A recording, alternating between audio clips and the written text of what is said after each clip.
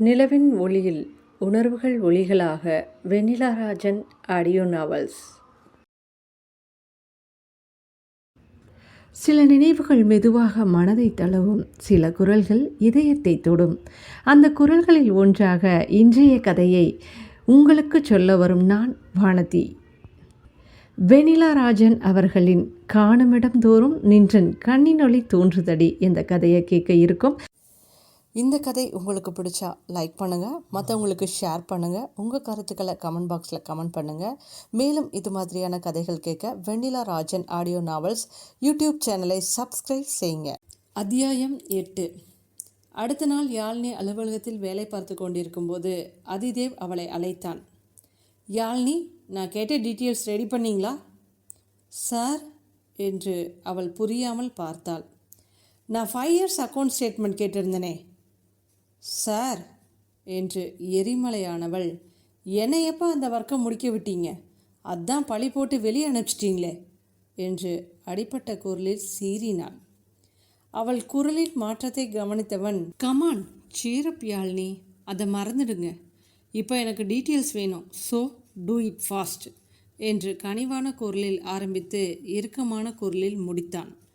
அதானே, உனக்கு வேலை தானே முக்கியம் என்று திட்டியபடியே வேலை செய்ய ஆரம்பித்தவளிடம், இப்போ ஒரு சின்ன மீட்டிங் இருக்குது, ரெடியாயிரு என்றபடி விஷ்ணுவிற்கு ஃபோன் செய்தான். மச்சான் வாடா இங்க என்று விஷ்ணுவிற்கு ஃபோன் செய்ய அவள் கொலைவெறியாய் முறைத்தாள். என்ன ஆச்சு மேடம் என்று அவன் கேட்க, நத்திங் என்றபடி தலையாட்டினாள். விஷ்ணு சிறிது நேரத்தில் வரவும் யாழ்னியும் ஆதியின் இருப்பிடத்திற்கு சென்றாள். மச்சான் டெண்டருக்கு அனுப்பியாச்சாடா? நான் சென்ட் பண்ணிட்டேன்டா என்றவனிடம், மச்சான் டீ மார்ட்டுன்னு அன்னைக்கு ஏதோ ஐடியா இருக்குன்னு சொன்னியே. ஆமாடா, ஃபஸ்ட்டு இலக்கிய விருது வாங்கின புக்ஸ், பெஸ்ட்டு செல்லர்ஸ் புக்ஸ், நல்ல விமர்சனம் வந்த புக்ஸ்னு எல்லாத்தையும் லிஸ்ட் பண்ணுண்டா. டிமார்ட்டா, அது என்ன சார் என்று யாழ்னி புரியாமல் கேட்டாள். அது இ-காமர்ஸ் பிஸ்னஸ்ங்க யாழ்னி, எல்லாமே ஆன்லைனில் தான் என்று விஷ்ணு விளக்கம் சொன்னான். அவள் வியப்பாய் புருவம் உயர்த்தினாள். நம்ம டீம் கிட்ட கொடுத்து இந்த லிஸ்ட்டை ஃபைனலைஸ் பண்ண சொல்லு. டே, அப்படின்னா பப்ளிஷர்ஸ்க்கு ஏதோ ஐடியான்னு சொன்னியே, என்ன அது? மச்சி, நம்ம ஏன் பப்ளிஷர்கிட்ட போகணும்? ரைட்டர்ஸே சைட்டில் புக் போட வச்சுட்டா என்ன? மச்சான் கரெக்டாக சொல்லுடா. சார், அவர் புக் மாதிரி சொல்கிறாரு, அப்படித்தானே சார் என்று யாழ்னி கேட்கவும் ஆதி புன்னகையுடன் தலையசைத்தான். டி சூப்பர் ஐடியா மச்சி என்றவனிடம், ஸ்டோரி புக்ஸ் தவிர மற்றதுக்கு பப்ளிஷர்கிட்ட மீட் பண்ணலாண்டா என்று யோசனை சொன்னான். இவர்கள் பேசி கொண்டிருக்கும்போது மித்ரா வந்தாள். சார், யாழ்னியை பார்க்க விசிட்டர் வந்திருக்காங்க. என்னது விசிட்டரா? நம்மளை பார்க்க யார் வரப்போகிறாங்க என்று மித்ராவிடம் கேட்டவள், நான் போகட்டுமா சார் என்று ஆதியிடம் கேட்க, யாழ்னி, முக்கியமாக பேசிகிட்டு இருக்கோம், இப்படி தான் சின்ன பொண்ணு மாதிரி பிஹேவ் பண்ணீங்களா என்று இறுகிய குரலில் கேட்டான். சாரி சார் என்று ஆதியிடம் மன்னிப்பு கேட்டவள், நான் மீட்டிங் முடிச்சுட்டு வரேன்னு சொல்லு என்று மித்ராவிடம் சொன்னாள்.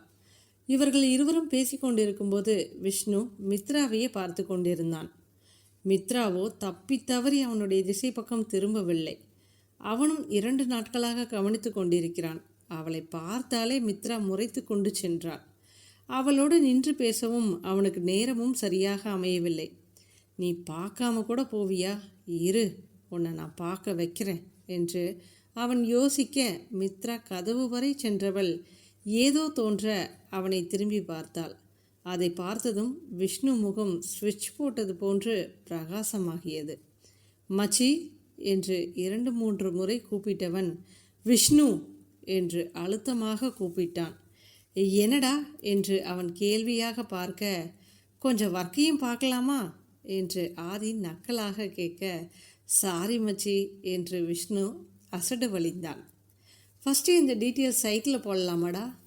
சார், ஃபஸ்ட்டு ஜெனரலாக சைட்டில் போடலாம், தென் ஆப் க்ரியேட் பண்ணலாம் சார் என்று யாழ்னி யோசனை சொன்னாள். ஓகே, குட் ஐடியா என்று அவளை பாராட்டியவனிடம், மச்சி புக் சொன்னியே, என்ன அது பிளான் என விஷ்ணு கேட்க, மச்சி, புக்ஸ் நம்ம சைட்டில் ரைட்டர்ஸ் அவங்க புக்ஸை டைரெக்டாக பப்ளிஷ் பண்ணுற மாதிரி ஆப்ஷன் கொடுக்கலாண்டா. மற்ற சைட்டாக இருந்தால் இன்டைரக்டாக இருக்கும். பப்ளிஷர்ஸோட புக்ஸ் தான் சேல்ஸ் பண்ணுவாங்க. ஆனால் நம்ம இபுக் மாதிரி அவங்களே பப்ளிஷ் பண்ண சொல்லிட்டா அவங்களுக்கு ராயல்ட்டி அமௌண்ட் கொடுத்துடலாம். அது ராயல்ட்டிக்கும் இபுக்குக்கும் என்ன சம்மந்தம்? குழப்பாதடா மச்சி. நம்ம புக்ஸு லைப்ரரியில் ரெண்ட் எடுப்போம்ல, இத்தனை புக்ஸ் இவ்வளோ நாளில் ரிட்டர்ன் பண்ணணும்னு, அந்த மாதிரி ஒரு குறிப்பிட்ட அமௌண்ட் கட்டி பிளான் சப்ஸ்கிரைப் பண்ணால் ரீடர்ஸ் அதிகமாவாங்க, ரைட்டர்ஸும் அதிகமாவாங்க. நம்ம 2 சைடும் பெனிஃபிட்ரா. அதே மாதிரி ரைட்டர்ஸும் அவங்களுக்கு இன்கம் வருதுன்னா நம்ம சைட்டில் தான் முதல்ல போடுவாங்க. அது இன்னும் அவங்களுக்கு ரீச் கிடைக்கும். நமக்கு கஸ்டமர் சர்வீஸ் தான் முக்கியண்டா என்று சொல்லி கொண்டே வந்தவன் ஒரு நிமிடம் யோசித்தான். டேய், விக்கீஸில் நம்ம ஒரு புக் ஆர்டர் கொடுக்கணும். அவங்க எப்படி புக் ப்ராப்பராக டெலிவர் பண்ணுறாங்க, எப்படி ப்ரொசீஜர் செக் பண்ணணும் என்றவன் யாழ்னிடம் ஒரு புத்தகத்தின் பெயரை சொல்லி, இந்த புக்கை நீங்கள் ஆர்டர் பண்ணுங்கள், டெலிவரி டீட்டெயில்ஸ் ஃபுல்லாக செக் பண்ணுங்கள், புக்கு உங்கள் கைக்கு வரப்ப கவர் பிரிக்காமல் கொண்டு வாங்க என்று யாழ்னிடம் அறிவுறுத்தினான். அவள் சரி என்று தலையாட்டியவள் அவனிடம் அனுமதி வாங்கி கொண்டு விசிட்டர்ஸை பார்க்க சென்றாள். அவள் போனவுடன் விஷ்ணுவையே பார்த்தபடி இருந்த ஆதி, மச்சி என்னடா பல்பெல்லாம் எரியுது, லவ்வா என்று கேட்க விஷ்ணு திடுக்கிட்டான்.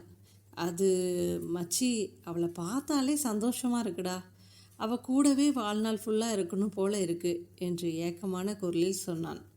அந்த குரலில் விஷ்ணுவை ஆச்சரியமாக பார்த்த ஆதி, மச்சான் கவலைப்படாதடா, நான் பார்த்துக்கிறேன் என்று கூறி அவனை அணைத்து கொண்டான்.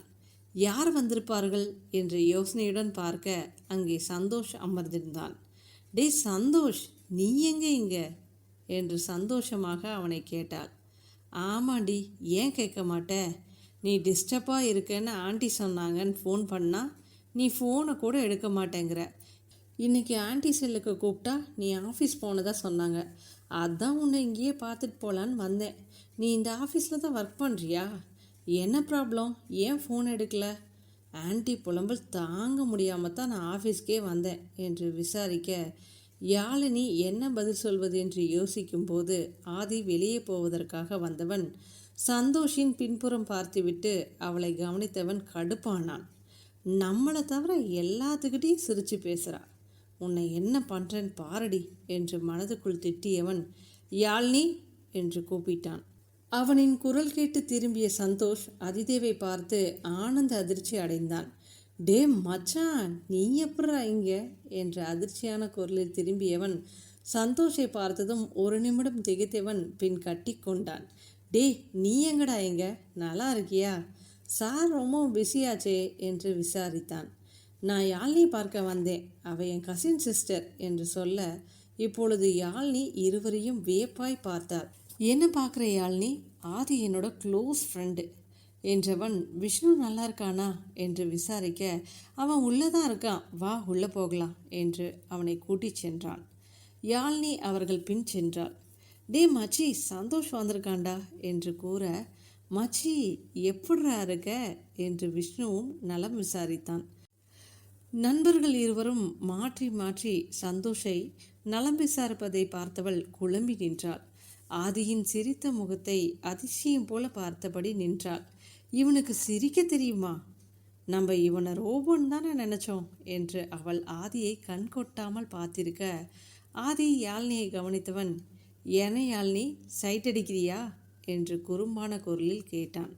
சார் என்று யாழ்னி என்று அவளை அமைதிப்படுத்தியவன், டே உன் சிஸ்டரை பாடுறா, தகச்சு போய் இருக்காங்க, அவங்கக்கிட்ட டீட்டெயில்ஸ் சொல்லு என்று ஆதி கூறியவுடன், யாழ்னி நாங்கள் பஞ்சதந்திரம் மாதிரி 5 ஃப்ரெண்ட்ஸ், எங்களை பார்த்தா காலேஜே அதிரும் என்று கூற, டேய் ஓவர் பில்டப் உடம்புக்கு ஆகாதுடா என்று யாழ்னி எச்சரித்தாள். ஆஃபீஸில் கூட அடங்குறாள பாரு என்று மனதிற்குள் திட்டியவன், நான் பில்டப் கொடுக்கறது இருக்கட்டும், நீ ஏன் டிஸ்டர்பாக இருந்த, அதுக்கு பதில் சொல்லு என்றவன் தனது நண்பர்களிடம், மச்சி அவளுக்கு எந்த பிரச்சனையும் வராமல் கவனிச்சுக்கோங்கடா, ரொம்ப நல்ல பொண்ணு, என் சிஸ்டர்டா என்று அவர்களிடமே சந்தோஷ் சிபாரிசு செய்ய, யாழினி அவனை கொலை வெறியுடன் பார்த்தாள். என்ன நடந்ததுன்னு தெரியாமல் இந்த பக்கி அவனுங்ககிட்டேயே பார்த்துக்கோங்கன்னு சொல்லுது, டேய் வீட்டுக்கு வாடா நீ என்றவள் அவனின் ரொம்ப நல்ல பொண்ணு என்ற பதத்தை ஞாபகத்தில் கொண்டு வந்து அவனை பார்த்து புன்னகை சிந்தினாள். அவளை கவனித்து வந்த ஆதிக்கோ சிரிப்பாக வந்தது. அவன் தன்னை மறந்து சிரித்தான். விஷ்ணுவோ அந்த நல்ல பொண்ணுவில் ஜெர்க்காகி அவளை பார்த்தான். நல்ல பொண்ணே இவ்வளோ தூரம் இருந்தா அப்போ அமைதியான பொண்ணெல்லாம் எப்படி இருக்கும்? ஏனோ விஷ்ணுவிற்கு யாழ்னியை முதல் நாள் பார்த்தது ஞாபகம் வந்தது. மச்சான் என்னாச்சு என்று விஷ்ணுவை பார்த்து சந்தோஷ் கேட்க, இல்லடா யாழ்னியே நல்ல பொண்ணுன்னா அப்போ அடக்கமான பொண்ணுங்க எப்படி இருப்பாங்கன்னு யோசித்தேன் என்ற விஷ்ணுவின் விளக்கத்தில் யாழினி அவனை முறைக்க, ஆதியோ அடக்கமாட்டாமல் சிரித்தான். மச்சான் அடக்கமான பொண்ணுன்னா நீ சுடுகாட்டுக்கு தாண்டா போகணும் என்று ஆதி அதற்கும் சிரித்தான். யாழினி மூவரையும் கண்கள் சிவக்க பார்த்தாள். அவளை கவனித்தவன், ஓகே ஜோக்ஸ் அப்பார்ட், யாழ்னியை நாங்கள் நல்லா பார்த்துக்குறோண்டா என்று ஆதி சொல்ல, அவனை தொடர்ந்து விஷ்ணு, யாழ்னியை நான் என் சிஸ்டர் மாதிரி பார்த்துக்கிறேன்டா, அண்ட் நிஜமாவே வி ஆர் சாரி யாழ்னி என்று அவளிடம் மனமாற மன்னிப்பு கேட்டான். பரவாயில்ல சார், நீங்கள் என்னை புரிஞ்சுக்கிட்டதே போதும் என்று யாழ்னி சொல்ல, ஏன் யாழ்னி உனக்கு கூட இந்த அனாதையை அண்ணனா ஏற்றுக்க தோணலையா என்று வேதனையான குரலில் கேட்டவனை திகைப்புடன் பார்த்தவள், அண்ணா நான் என்றைக்குமே உங்கள் தங்கச்சி தான், இனி நீங்கள் அனாதைன்னு மனசில் கூட தோணக்கூடாது என்று கனிவான குரலில் கூறினான். டே மச்சான், உனக்கு எத்தனை டைம் சொல்கிறது இப்படி யோசிக்கக்கூடாதுன்னு என்று அவனை திட்ட, இல்லை ஆதி நீ இல்லைன்னா எனக்கு இந்த வாழ்க்கையே இல்லை என்று கூற, விஷ்ணு என்று ஆதியின் கடினமான குரலில் சற்றென்று பேசுவதை நிறுத்தினான். டேய் அவனை பற்றி உனக்கு தெரியும் இல்லடா, ஏன் அப்படி பேசுகிற என்று சந்தோஷ் கடிந்து கொள்ள, சாரிடா என்று அவனை கட்டிக்கொண்டான். யாழினி அவர்கள் மூவரையும் ஆச்சரியமாக பார்த்தாள். நண்பர்களின் ஒவ்வொரு அசைவும் அவளை வியப்பில் ஆழ்த்தியது. டேய் நீங்கள் அப்புறம் பாசமொழை பொழிங்கடா, இவங்க இருக்கிறப்ப உனக்கு என்ன பிரச்சனை வந்தது யாழினி என்று சந்தோஷ் கேட்டான். இல்லடா எனக்கு எந்த பிரச்சனையும் இல்லை என்று அவர்களை பார்த்து கொண்டே கூறினாள். ஆதி அவளை ஆச்சரியமாக பார்த்தான். அப்புறம் ஏண்டி அழுத என்று சந்தோஷ் கேட்க, இப்பொழுது இருவரும் திடுக்கிட்டு அவளை பார்த்தார்கள். டேய் எனக்கு எந்த பிரச்சனையும் இல்லை, நீ அமைதியாக இருக்கியா என்று அவள் அதட்டினாள். ஆதி அவள் கண்களை பார்த்தவன் அவள் அலைப்புறுதலை கண்டு, யாழினி நான் உன்னை ரொம்ப ஹர்ட் பண்ணிட்டேன், என்னை மன்னிச்சிரு என்று வேதனையான குரலில் கூறினான். அந்த குரல் அவளுடைய காயம்பட்ட மனதிற்கு மயிலிறகால் வருடுவது போல இருந்தது. இட்ஸ் ஓகே சார், பிரச்சனைன்னு வந்தால் நீங்கள் எல்லா சைடும் தானே பார்க்கணும் என்று தன்னை அறியாமல் அவனை தேற்றினாள். பின்பு ஆதி ஒரு பெரும் மூச்செடுத்தவன் தனது நண்பனிடம் நடந்ததை சொல்ல அவனோ உள்ளம் பதறினான். டேய் நீங்கள் எல்லாம் மனுஷங்களாடா, உங்களை நம்பி இவளை பார்த்துக்கோன்னு சொன்னனே என்று சந்தோஷ் அவர்களை திட்ட ஆரம்பிக்க, சந்தோஷ் பி கூல், இத்தனை நாள் எப்படியோ இப்போ விஷ்ணு அண்ணா இருக்காங்க, ஆதி சார் இருக்காங்க, ஸோ நீ ஃபீல் பண்ணாத என்று யாழ்னி அவனை தேற்றினாள். அவன், டேய் சந்தோஷ், இவன் உனக்கு அண்ணே, நான் மட்டும் உனக்கு சாரா? ஆதி அவளது வார்த்தைகளில் தான் தனிமைப்படுத்தப்பட்டது போல் உணர்ந்தான். அவன் கண்கள் மனதின் வலியை காட்டியது. யாழினி புரியாமல் அவனை பார்த்தாள். விகே இன்டர்சிஸ் வினித் முன் கார்த்தி அமர்ந்திருந்தான். கார்த்திக் பிடிபட்ட அன்றே வினித்திடம் நடந்தவைகளை சொல்ல முயல அவனோ ஆதியை ஜெயித்து விட்டது போன்ற பெருமிதத்துடன் உல்லாசத்தில் மிதந்தான். அன்று அவன் பார்ட்டியில் இருந்தபோது ஆதி ஃபோனில் பேசியது அவனுக்கு ஒன்றும் புரியவில்லை. குழம்பி போய் இருந்தான். பிறகு அவனை சுற்றி இருந்தவர்கள் அவனை யோசிக்க விடவில்லை. கார்த்திக் அவனை தொடர்பு கொள்ள முயற்சித்த போது அவன் தன்னை மறந்த நிலையில் இருந்தான்.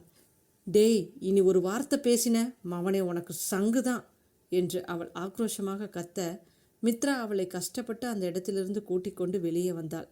ஏய் ஏண்டி என்னை கூட்டிகிட்டு வந்த? அவனால் அந்த ஆதி எப்படி என் மேலே பழி போட்டான், அவனை நான் கொல்லாமல் விடமாட்டேன் என்று ஆக்ரோஷம் குறையாமல் கத்தினாள். யாழினி ஜஸ்ட் ஸ்டாப் இட், இது பப்ளிக் பிளேஸ், தயவு செய்து இப்படி பிஹேவ் பண்ணாத, எல்லாம் உன்னையே பார்க்குறாங்க என்ற அவளது மன்றாடலில் யாழினி அமைதியானாள். பின் பலவிதமாக அவளை சமாதானப்படுத்தி அவள் கூடவே இருந்து அவளை சாந்தப்படுத்தினாள். யாழ்னிக்காகவே மித்ரா அவள் அம்மாவிடம் அனுமதி வாங்கி அவள் வீட்டில் தங்கி அடுத்த நாள் அவளுடனே அலுவலகம் வந்தாள். அடுத்த நாள் எதேச்சையாக யாழ்னியை பார்க்கிங்கில் சந்தித்த போது தனது வழக்கமான பாணியில் அவன் பேசப்போக, யாழினி ஏற்கனவே அவன் மீது கொலை வெறியில் இருந்தவள் திரும்பவும் ஆதி வினித்தை காரணம் காட்டி அவள் மேல் பழி போட, வினித் என்றைக்கு கையில் சிக்குவான் என நாளை எதிர்பார்த்து காத்திருந்தாள். அவன் ஹாய் டார்லிங் என்று அவள் முன் பல்லை காட்டி இழிக்க, அதற்காகவே காத்திருந்தது போல யாழினி அவன் மீது பொங்கிய கோபத்தில் அவனை பலார் பலார் என்று அறைய அவன் பொறிகலங்கி நின்றான். யாழினி அடித்த சத்தத்தையும் பேசிய பேச்சையும் கவனித்தவர்கள் அவனை பார்த்ததில் அவன் அவமானத்தில் கூனி குறுகினான். சரியாக அவன் ஃபோன் அடிக்க அந்த இடத்திலிருந்து தப்பிப்பது போல வெளியேறினான். ஆனால் ஃபோனில் சொன்ன செய்தியோ இடிபோல் அவனை தாக்கியது. சார், நான் கார்த்திக் பேசுகிறேன். சொல்லுடா என்று அவனிடம் வார்த்தைகளை கடித்து துப்பினான். சார், நம்ம டிவைஸ் வச்சது அவங்க கண்டுபிடிச்சிட்டாங்க. என்னடா சொல்கிற? அவனுக்கு இருந்த ஆத்திரத்தில் கார்த்திக் மட்டும் கண் முன்னாடி இருந்திருந்தால் அவன் பரலோகத்திற்கு சென்று இருப்பான். டேய், நீ என் கெஸ்ட் ஹவுஸ்க்கு வா என்று அவனை பணிந்தவன் நேராக கெஸ்ட் ஹவுஸ் வந்தான். கார்த்திக் வந்தவுடன் அவனை பார்த்தவனுக்கு யாழ்னி ஞாபகம் வர அவனை என்ன விஷயம் என்று கூட கேளாமல் அடித்து துவைத்தான். கார்த்திக் அவன் அடித்த அடியில் சொல்ல முடியாமல் உண்மையை சொல்ல அவன் கோபம் இன்னும் பன்மடங்காகியது. கார்த்தியை பார்க்க பார்க்க அவன் கோபம் பெருக, டேய், என் கண்ணு முன்னாடியே நிற்காத, கிளம்பு என்று கர்ஜித்தான். கார்த்திக் விட்டால் போதுமென்று ஓட அவனை சொடக்கு போட்டு அழைத்தவன், நாளைக்கு ஆஃபீஸ்க்கு வா என்று ஒரு கட்டளையுடன் அவனை அனுப்பினான். கார்த்தியோ, டேய், நாளைக்கு மிச்சம் மீதி அடிக்க போறியா? கடவுளே, நான் உயிரோடு இருப்பனா என்று புலம்பியபடி சென்றான். அடுத்த நாள் வினித்தின் முன் வந்தவனிடம் இன்னும் தெளிவாக கேட்க வினித்திற்கு அன்று பார்ட்டியில் பார்த்த விஷ்ணுவின் முகம் ஞாபகம் வந்தது. 3 பேர் முகமும் கண்முன் வர அவன் கண்களில் கொலைவெறி தாண்டவமாடியது.